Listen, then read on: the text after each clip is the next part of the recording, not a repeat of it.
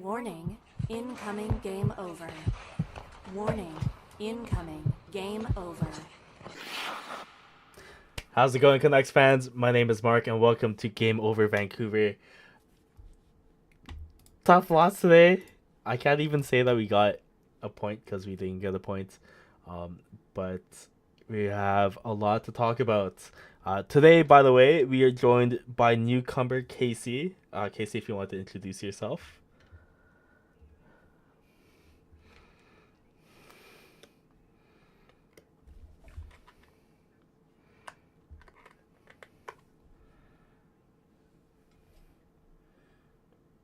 But yeah, I've seen them play a lot in the last 4 years, and they're an amazing team to watch. So yeah. Nice.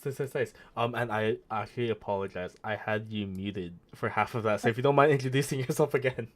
My name's Casey, and I'm just currently studying broadcast media, and just been a Canucks fan since about 2009 or so. Great. Thank you for joining us. Today is, I always describe this Game Over Vancouver as a safe space. I feel like I've been saying this a lot because I was looking at the last schedule, well, at least the Vancouver schedule that we had. Every game that I've hosted so far since I think November has been a loss.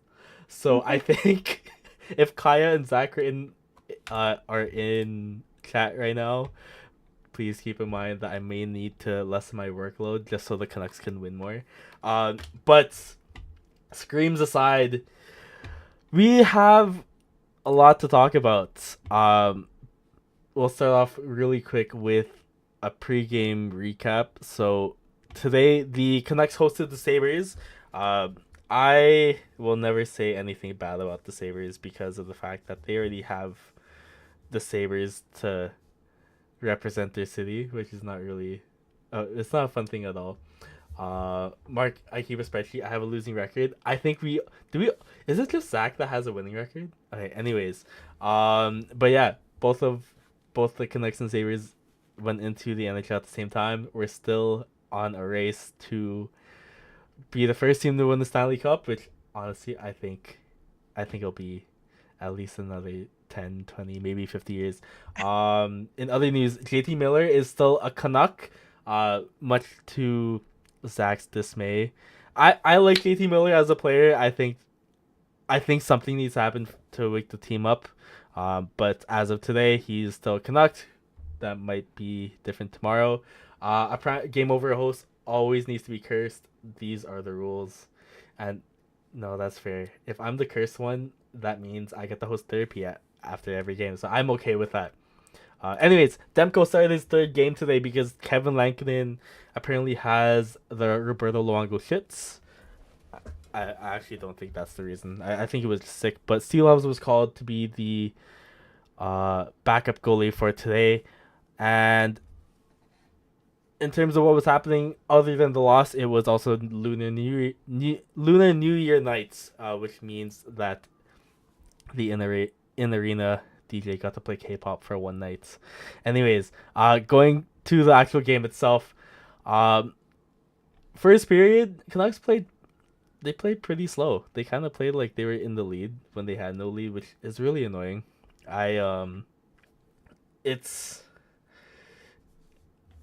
kind of compare it to like when they are either not, like, let's say if the game is tied or if the Canucks are leading, they tend to park the bus, and they tend to play back and not be aggressive at all. And because of them not wanting to be active in the offensive end in the first period, Tage Thompson gets a nice snipe on Demko from a face-off. How was that first period for you, Casey? John Shorthouse kind of pointed out it was just a very lax first period, and especially because I've never even thought of the fact that they'll only play each other twice, Mm-hmm. Buffalo and Canucks, throughout the whole season. So I wonder if it is just trying to feel it out for a little bit. But then yeah, it's just so crazy in the contrast of Saturday night's game, and then we just go to the first period, and I'm like, yo, this is kind of boring. But yeah. No, and that's really fair. Like I remember Shorty was mentioning that the arena was really quiet during the first period, which granted, If you're gonna keep raising the prices of tickets, more like the people that will be allowed at games will start to lessen. But Mhm. yeah, that first period was quiet, both crowd wise, effort wise, everything wise. Um, I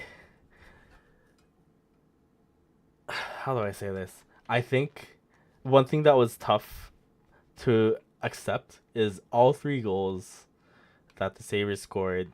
Quinn Hughes and I believe Hronik as well. I know Hronik was on the ice for two of those Mhm. goals, but Quinn Hughes was on the ice for all three, which was rough. I hate being critical against Quinn Hughes because obviously he is the star child of the Canucks, and he's the only reason why we're at least somewhat fighting for a wildcard slot. But I don't think he played very well today. A lot Mhm. of, especially the what's it called, the Kulich goal in the third period, it resulted in Quinn Hughes trying to be aggressive and leaving the slot open for Kulich to sneak in.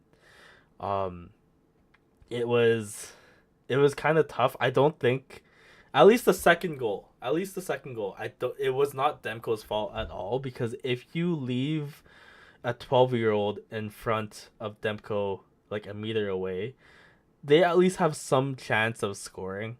Um, if you put an actual NHL player, like literally any player, in front of Demko, probably like a very low chance of him saving that. That I will say though, because Oliver in what's it called? Oliver in chat does say consistency or inconsistency, I guess. Demko couldn't stop a beach ball in the third. There were some times where I was like, especially the first goal, I think Lankinen could have saved that.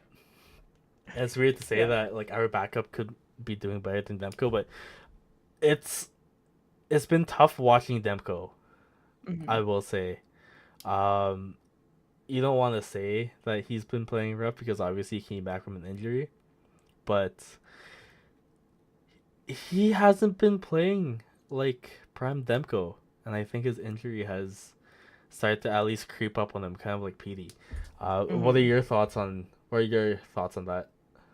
Yeah, I agree, and I feel like if they are just like trying to feel it out and kind of like get him through the pain and have him play like just in pain like they kind of thought he needed to do, it's just hard to do that when like at this point in our season we're kind of struggling, I feel too. So it's just like not boosting morale. It's like extracting Mm-hmm. morale, I guess I'd say.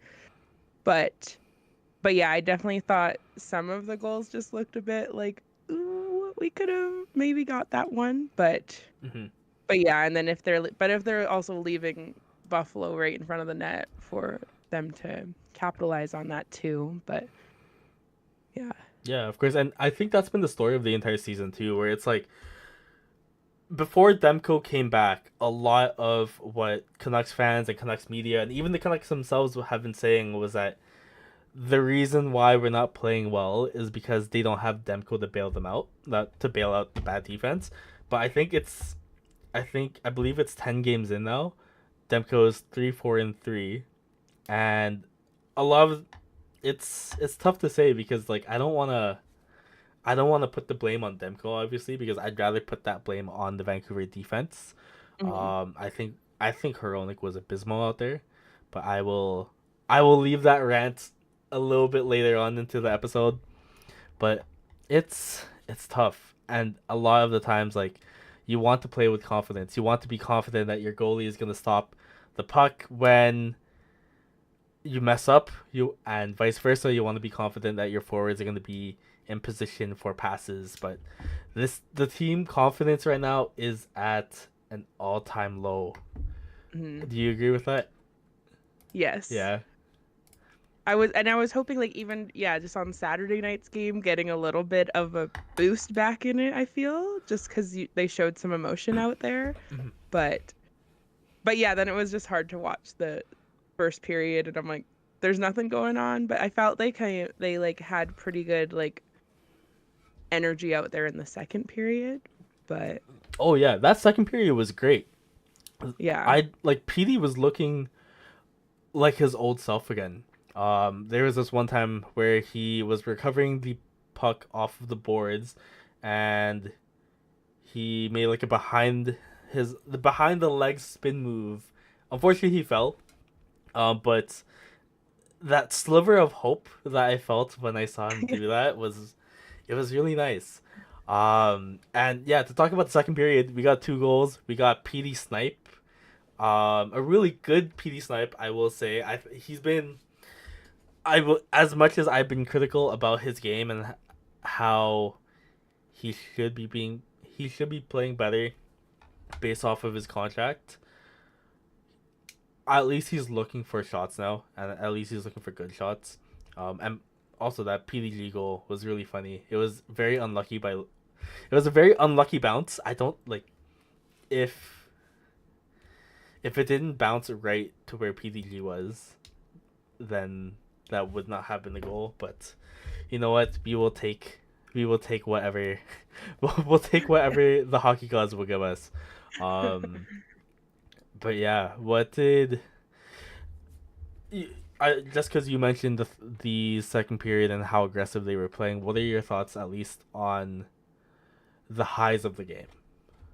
Yeah, just I felt like in that right before PD's goal, like Buffalo it was a bit chaos for them. They were like losing sticks and like some of the guys were on the ice for a long time, but I feel like the Canucks are really good at like picking up on that and then capitalizing on the chaos of the other team and being like taking advantage of it. Mm-hmm. But yeah, it was just like such a good sequence, I felt. And it was just like, yeah, the energy was going and passes were being like they were good passes and then yeah, just to have PD get the goal. Yeah, it was like bouncy and a little bit crazy out there, but at least he got the goal and that like gives him some confidence too at this point in the season. So Of course. But Zach does make a very, very good point where it's like, I know what you mean about the hope from the spin move, but seriously, let's get real. That's what we're expecting from our star, to give us hope that we might do something. And Oliver is at least consistent in the chat, and he says that they are not consistent enough, which I fully agree with both of those points. I've been a big believer that the only thing that this team needs is confidence, which this team does not have right now. A lot of I said this in my in the last episode that I led with Zach, and I said that this entire team, whenever something bad happens, we automatically are like, we were better last year.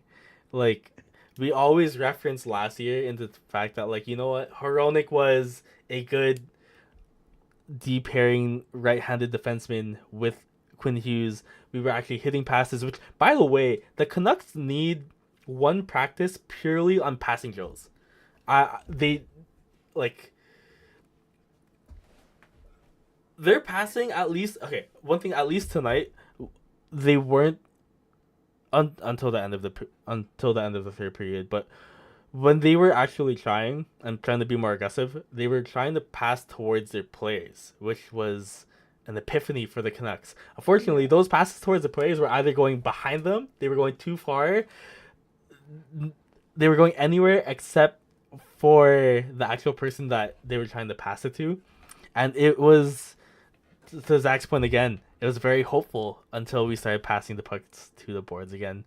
And I don't know, it's rough. It just seems so sloppy to me. What are your thoughts, at least, on the Canuck confidence? yeah, I think that I would love to see just a practice based off of passing. Like, I feel like a lot of teams would probably benefit from that, but they just don't even think about that aspect of it, I feel. But, yeah, it's just like a literal, like, up, down, and I'm like, okay, why can't we just find consistency in here? Like, just ride the highs as long as we can, I guess. I would love for the highs to be a bit longer, but they don't seem to be like that right now in our season. But yeah, it's also just hard. I was kind of thinking because of all the like stuff going on around the Canucks lately, it's been like that I feel like for years too, and they get to a point where it's just like that, like in my head that's when like Bruce Boudreau was like let go and like Travis Green was let go from, like, I remember being at one of the games where they were like is chanting for Travis Green to get fired. So I feel like it's just always in this around the same time something like this happens, and we just instantly all flip, and we all hope, we're all just like, let's just wait it out. But then sometimes it's like, how long do we wait it out for? Because like we need something here, please. Man, we've been waiting it out since 2012. Like,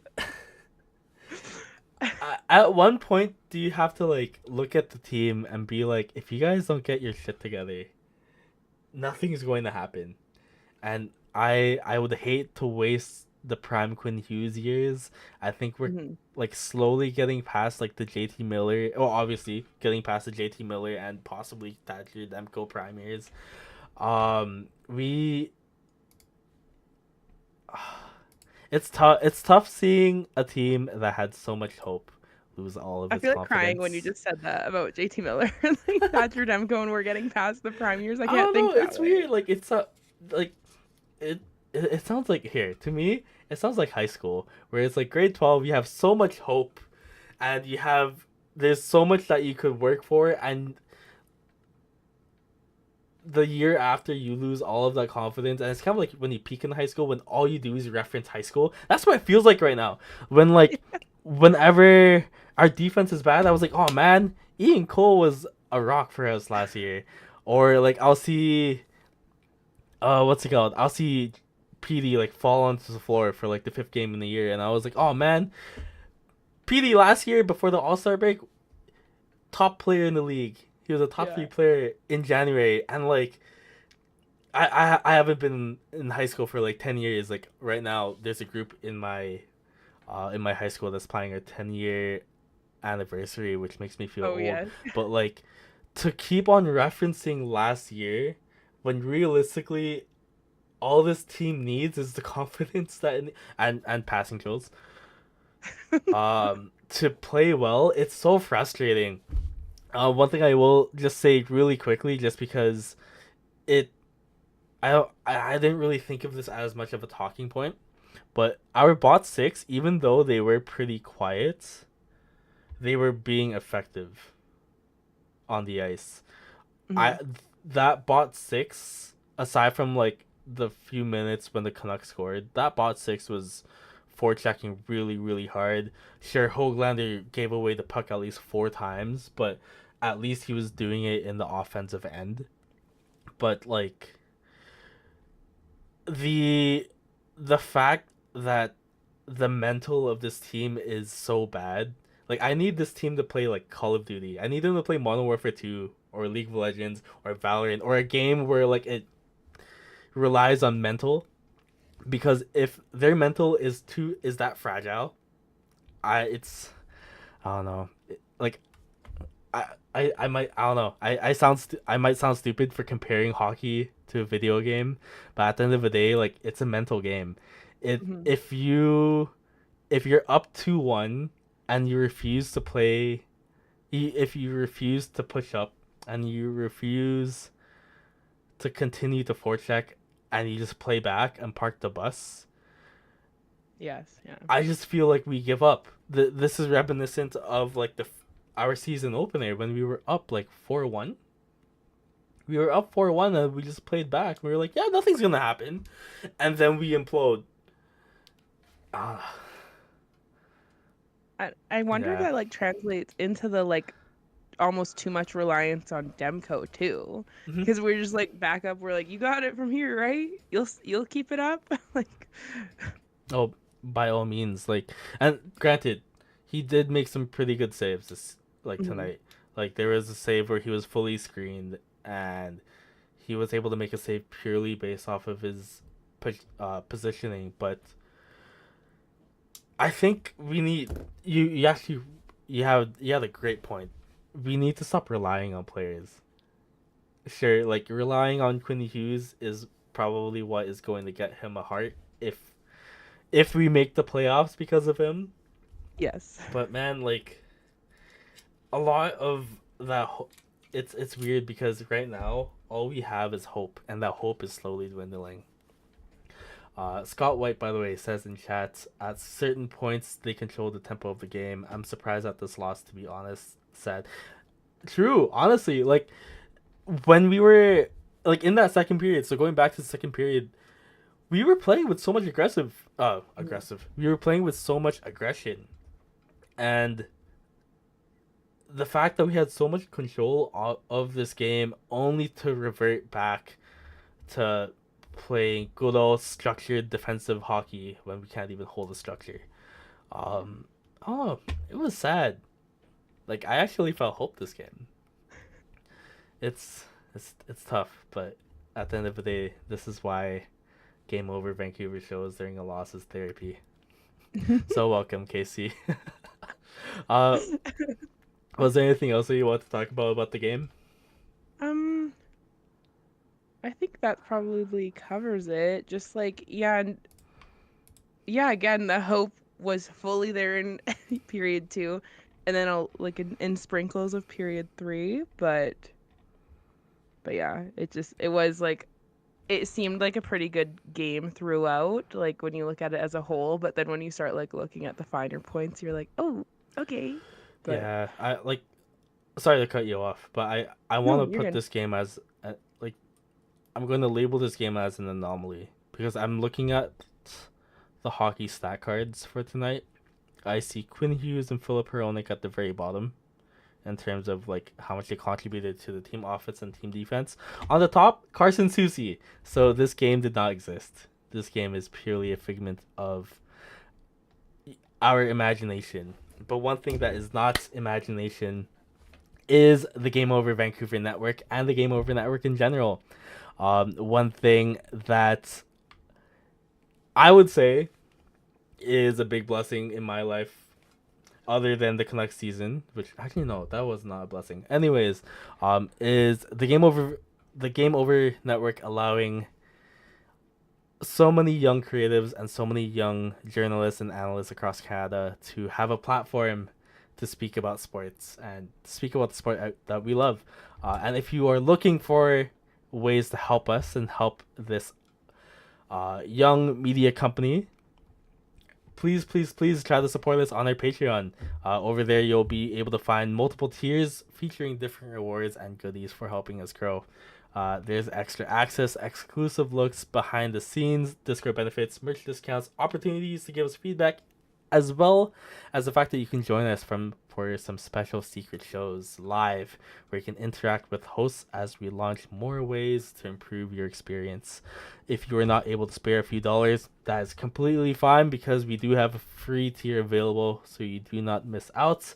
And if for some reason you don't like Patreon at all, you can support us by clicking like and subscribe down below on YouTube, rating us 5 stars on your favorite podcast app, and share our work on your social media of choice. Anyways, getting the ad talk out of the way.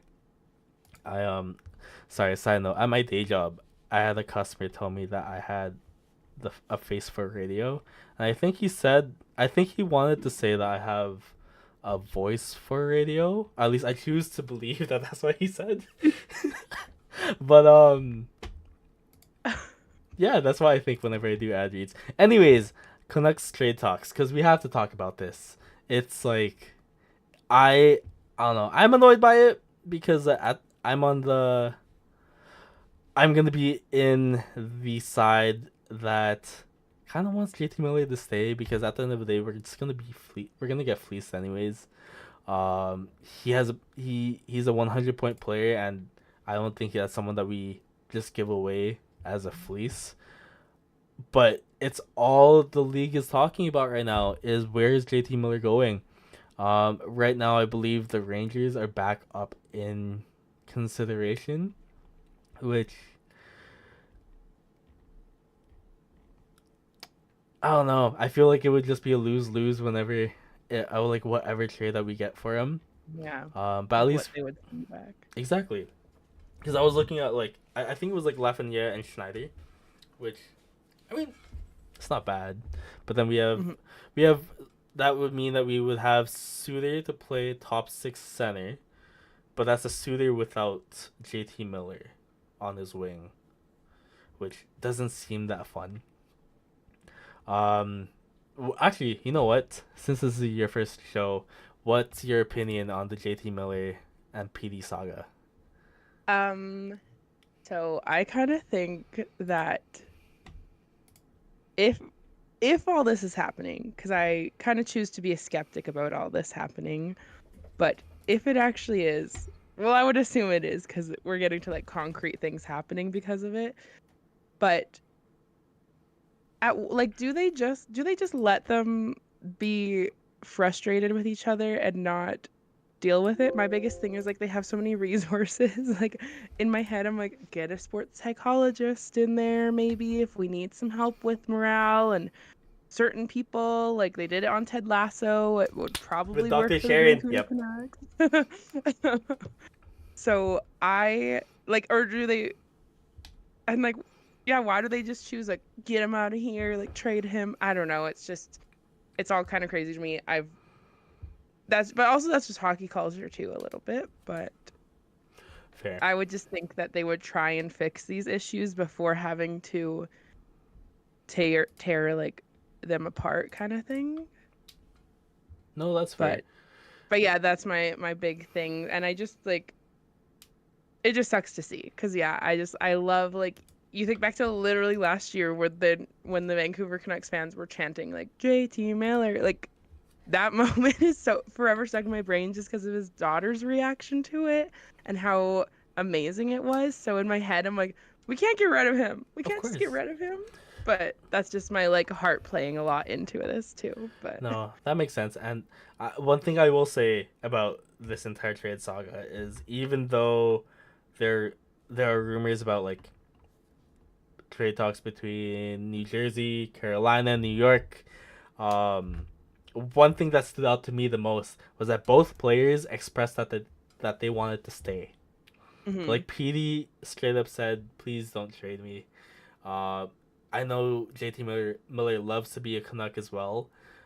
It's the highs and lows of being a Canuck fan because at the end of the day, the people that hate the Canucks the most are Canucks fans. Like if the team is bad, we will tell you that it's bad. Um, but if the team is good and the team is performing well, you will feel that.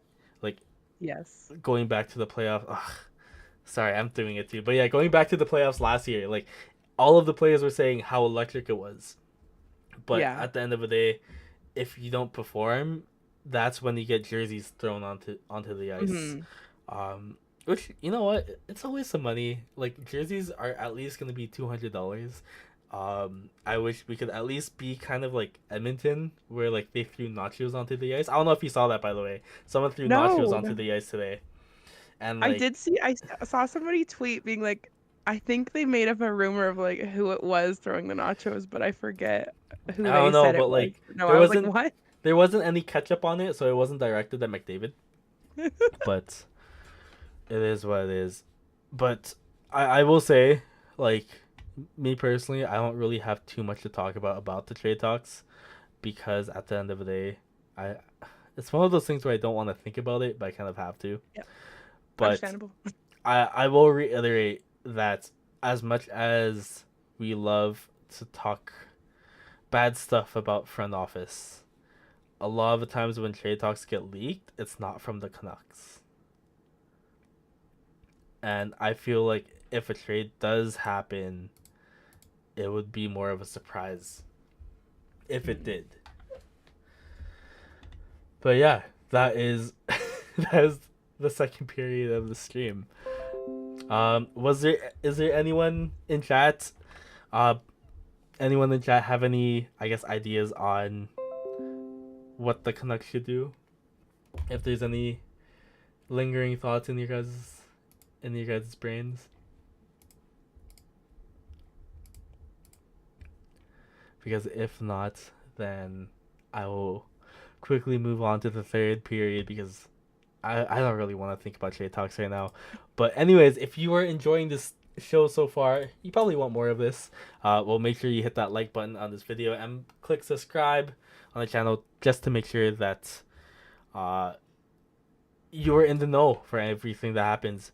And also, please do not forget to check the notification bell just so you are alerted when we are live. And if you really like us, make sure to follow us on your favorite social media platforms. We are really active on Blue Sky right now, so you can find us on Game Over Network. .com on there, on TikTok and Twitter at Game Over NHL, as well as on Instagram at the Game Over Network. This is the part that I really want to talk about, is the Connor McDavid, Tyler Myers suspensions. So there's been, actually, first off, how updated are you on the whole suspension? The suspensions between the two. I saw the suspensions. I saw the Edmonton Oilers react to it. I saw Oilers fans react to it. But yeah, so I'm pretty sure I'm pretty caught up with it. Cool. Cool. So I think it's so for those who do not know, the last home game that the Canucks had, they hosted the Oilers. In the last, I believe, 15 seconds of the play, McDavid was on Connor Garland, and Connor Garland basically he hooked McDavid's leg with his legs just so he can get up. Obviously, not obviously, but no penalty was actually called on Garland holding McDavid. That penalty was actually for Garland afterwards for a roughing minor, which was actually given out to everyone on the ice. But once McDavid stood up, he immediately cross-checks Garland in the head and aims for the head. A whole scuffle happens. Tyler Myers also gets a cross-check onto another Oilers head, and chaos happens. We won that game, it was a fun game to watch. But there were so many talks about, McDavid's the best player in the league. There's no way that he gets suspended here.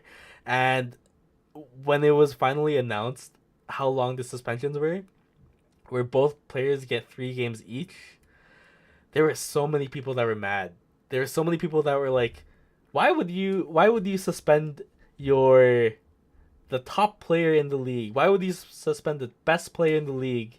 Because for one, one thing that, I guess, a downside of this is that when the Canucks are playing in Edmonton on Thursday, there's no McDavid and there's no Myers. But also my fantasy week is basically ruined because I have McDavid. But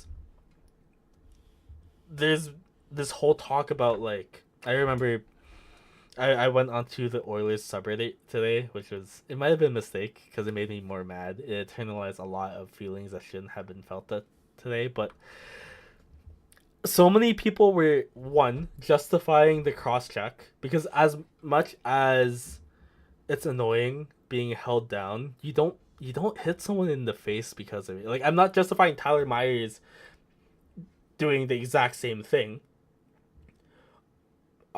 because at the end of the day, both of those hits are retaliation hits because of something that happened, but that doesn't justify you hitting someone in the head.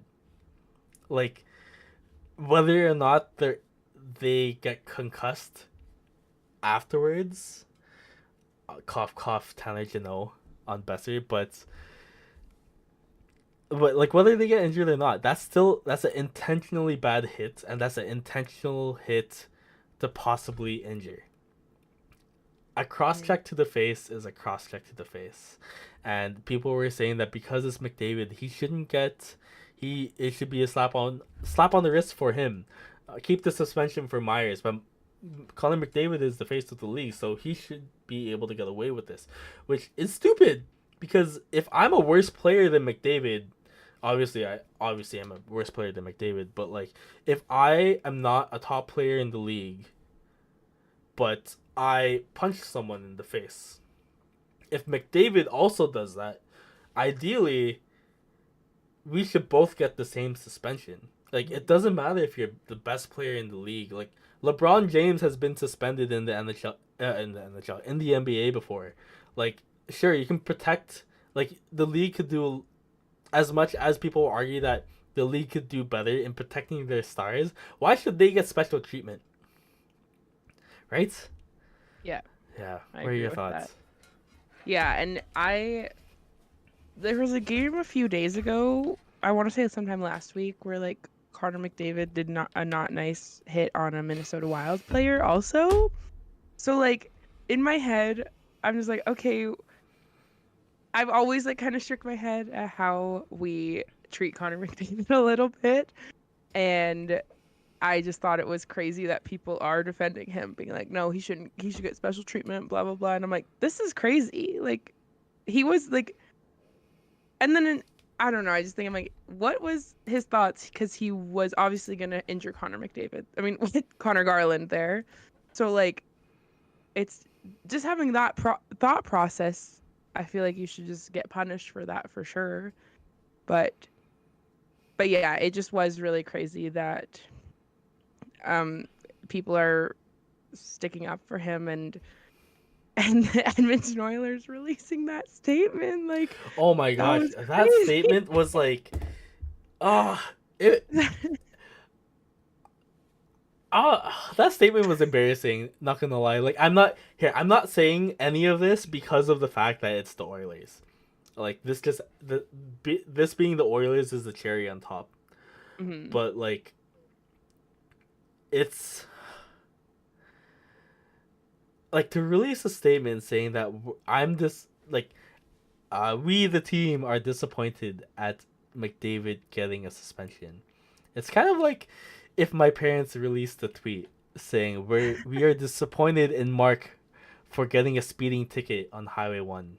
Like, there's no there's no realistic like reason why that needs to be said. And they Like, also, I think, didn't they, my friend kind of pointed out that they were like, oh, we stand by him or something like that. And I was just like, I feel like that's crazy to say when he's just like getting a suspension, because like people say that when like players are entering like the NHLPA association and stuff like that, like entering that part of it, not just like, yeah, we support him through this process and the organization, and our fans look forward to having him back in the lineup.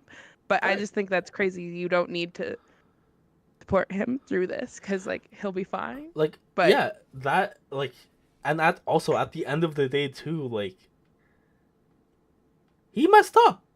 I know, Like, sure, okay, does he like just not get? by all means, like, I say this, if I was viewing the game as a neutral fan, what Garland did was wrong. It was a penalty, but for one, the Canucks didn't even touch the puck in that sense. So even if a penalty was called, nothing would have been stopped because Mhm. McDavid would have cross-checked Garland in the face before that. I do agree that like, what's it called? Um, shoot, I lost my train of thought. Well, yeah, I do agree that like Garland should have at least gotten the penalty for Mhm. holding, but at the end of the day, he's suspended. Kaja says in chat like he's getting extra time with his dog. He's also getting extra time in his amazing house made by his architecture wife or in industrial design. No, what's the word? Interior design. Interior design. Yes, the number one job for wags. But yeah, like, honestly, like, if Guy also says if Crosby did this and got suspended, he would the same backlash happen or not because he doesn't play for Edmonton? Like, that's the thing. Like, I hate how people are trying to gain the moral high ground when it's equal. It's equal in the fact that it's both bad. It's like, um what's it called? Lauren Carl McDavid is great. She's opening a bar thing in Edmonton. Oh, that's cool. Actually, didn't know that. That's sick. Good for her. Um, a bar thing in Edmonton might actually be the only good thing about that city. Anyways, going back to the hit and the suspension, I, I don't know.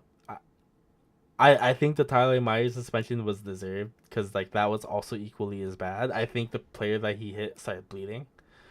Mhm. But by no means should what's it called? By yeah, by no means should McDavid not be suspended for that. Mm-hmm. And Yeah. people like Oilers fans were saying that like, oh, he should boycott. He should boycott Four Nations, just like how Kucherov boycotted All Stars, and like, it's. I'm pretty sure that's part of your paycheck, and like your contract, to like at least play. I hadn't heard that part of it until I think between the first and the second period Dan Murphy was speaking and he said that and then he just did this like deadpan The side eye, to right? the Yeah. camera. It was so funny. Like, I don't know, it's dumb. That's crazy. Like, imagine someone that like, let's say they sell phones and they do something bad to the point where like, what's it called? Like they get suspended from work for a week. But because of the fact that you don't agree with that suspension, you instead just don't try at work. Like, I don't know. It's just so bizarre. It's very prima donna like. Yes, definitely. Fun fact: Tyler Myers' 3 NHL suspensions have all been for 3 games. Only star players get three game suspensions. That is Mr. Calder Trophy winner Tyler Myers. McDavid didn't even appeal the suspension. He's not doing shit against the league. Fair. I remember like. I mean, like I read this somewhere where like there were thoughts of him doing it. But the fact that he isn't doing anything against the suspension, kind of, it says, I don't know. It's what he's not saying is very loud. Mm-hmm. Oh yeah. But yeah, do you have any other closing thoughts about the suspension? No, I think we covered it all. No, that's all good. Well, in that case, we'll move on to our overtime period today, because we didn't get an overtime loss today, so might as well just have it on stream. And our overtime period on stream is sponsored by Game Over Apparel merch. So, but what better way to support something that you love than by rocking it as clothing? Game Over's apparel line has dropped with 3 unique designs. So whether you feel the nostalgic pull of our retro skater design, want to make a statement with our established design, or you want to wear your love for goalies proudly with our live and die by the goalie design, we have you covered. Designed by Brady from Game Over Winnipeg. Use the QR code on stream now. Yeah, it's covering my face. Right there. Oh, no, I can't move it. Can I move it? One more time. I can't move it. Never mind. Use the QR code. Use the QR code on stream now and take a look through our apparel store and help us rebuild local sports media in Canada while repping your community. Now, okay, just to leave it somewhat fun, one thing I will say is I will leave chat open to any questions or anything that you guys want to discuss today before the episode ends. But one thing I actually did want to start with, just for you and I to talk about, is the 25th century team for the Vancouver Canucks. Do you remember who's on it, or do you want me to... Actually, you know what? I'll recap who was on it anyways. Let's see. Next team. But, okay. So, the first team is Marcus Naslund and the Sedins as their forwards. Our defensive pair is Edler and Quinn Hughes with Luongo as their first goalie. I don't think there's anything, like any player that you could really replace in that, honestly. It's the second team, though. Second team is Ryan Kessler, JT Miller, and Elias Pettersson with Bieksa and Oland as their defense, and Thatcher Demko. What's it called? Ferraro and the rest of the on-air team was talking about how they would actually switch out Kessler with 2 players. One of them being Bertuzzi, the other being Alex Burrows. First off, what are your thoughts on the team? I think it's great. Kevin Bieksa kind of made the comment about how the second team would be pretty tough in the locker room. I feel like I don't know if Oh, he meant with each other or like to the other team kind of I thing, think but I I can think see both. it all over. Yeah, I yeah. think both. Because yeah, JT Miller has always kind of reminded me of a Ryan Kessler, so I actually Mm. would love, I do love that together. But yeah, Alex, I do agree with Alex Burrows in there too, because Alex Burrows was just so clutch. I felt Hmm. they were all kind of clutch in their own ways, but I felt Alex Burrows was like always clutch kind of thing. Oh, that's But yeah, I fair. feel like I don't know who I would kind of kick out of there, but yeah, I would want Alex Burrows in there, I think. As much as like I would agree to that, I and like I was talking about this with Kaya in the Vancouver Discord chat, which she makes a very great point in that as much as I would love Todd Bertuzzi in this, it would be so bad PR wise. Like I think Yes. you should switch out Kessler for Bertuzzi personally. Um, just because like my childhood was basically the West Coast Express. Like Brendan Morrison, Marcus Nazen, and Todd Bertuzzi. That was the epitome of my childhood. I idolized all three of them. And honestly, I thought Bertuzzi was just as good as Naslund. And if it wasn't for the fact that he ended Steve Moore's career, I feel Hmm. like he could have at least been nominated to be on this team. That being said, Burrows as a Canuck, very clutch. He's the whole reason why we made it past the Blackhawks in Yes. 2011. Yeah, I can see it. He like if he was able to like play alongside the Sedins and at least be on level with them at times, is a really great argument to have with that. I don't think there's any other arguments towards anyone else though. Like BX Or and also, Olin is good. is it crazy that Trevor Linden isn't here, or like is he just Mm-mm. more well-rounded in the community I think rather than on the ice kind of thing? so. Trevor Linden was great in the '90s. When he came back to be an assistant captain, he was more of like a second, third liner. So, Okay. because it is the 25th century, Oh 25th yes. Okay. century. Oh Okay. my gosh, quarter century team. Um, and Linden was he was the veteran Oh. presence that the team had, but as a player, he did fall off quite a bit in. Mhm. I'm not gonna say quite a bit, but he did fall off once Yeah, he was traded back to the Canucks. that makes I sense. think like the Linden pre Messier was good, but obviously anything post Messier was bad. But yeah, the reason why I bring this up is, what do you think the third team would be? Okay. Now Um, I'm like trying to remember Canucks that have played between at least 2000 and 2025. ignoring just because I did kind of type mine in earlier. I'll say mine afterwards. I just want to see what you say. I'm like I are we so I would say like Alex Burrows on the third one because he's not in this first and second. Trying to think. Crazy question. I'm like, who else was a good? Who's good right now? I want Connor Garland in there, but that's just out of pure Interesting. heart. I think he has the potential to be there, but Eventually, maybe not at eventually this not moment in right time. now. So at least I'll say who I put. So I put Bertuzzi, Burrows, and Horvat. Oh yes, Yeah, okay. I like I Horvat on there think too. you could swap out Bertuzzi with Besser if you're thinking PR wise, but I do think Bertuzzi and Burrows have done slightly more to the Canucks than Besser. Besser would be on Hmm. the fourth line though, most likely. And then defense, I had Chris Tanev and Jovanovski. Oh yeah, okay. I'm also just thinking strictly based off of like some of my favorite players from quite a few years ago. Maybe like Willie Mitchell, but Ooh, Willie Mitch. Because honestly, you could swap. If you had the three of like Willie Mitchell, Dan Hamhuis, and Christian Ehrhoff, I think yes. those three could be. If you had, I guess, a fourth team, it Hmm. might be two of those three.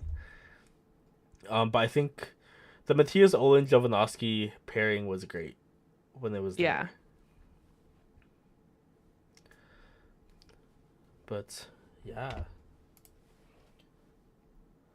Before we end stuff tonight, though, was there anything else that you want to talk about, Casey? No, not No? really. That is all good.